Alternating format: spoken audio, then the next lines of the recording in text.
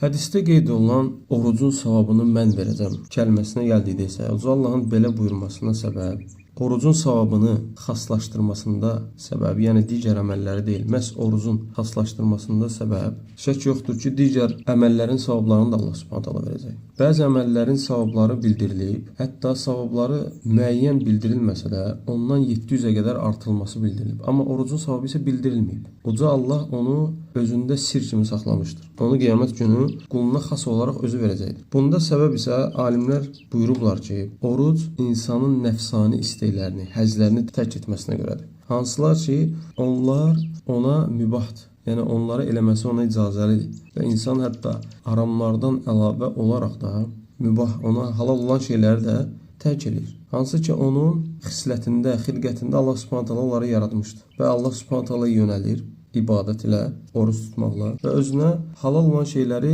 insan haram edir. Allah ona oruç tutmağı əmr etdiyi kimi, yemək, içmək və şəhvani istəklər kimi. Niyə görə namaza görə belə gəlməmişdir? Namazın savabı xas gəlməmişdir. Yəni, oruc barədə Allah buyurur ki, onun savabını mən verəcəm. Nəyə görə namaz barəsində belə deməmişdir? Çünki namaz az bir müddətdə, namazda da baxsaq, orucdakı kimi insan yeməyi, içməyi və şəhvani istəkləri tərk edir. Amma az bir müddətdə olur. Namazın qılınma müddəti orucun tutulma müddətindən az olduğuna görə ona belə bir əcr, ona belə bir savab Uca Allah zikr eləməmişdir.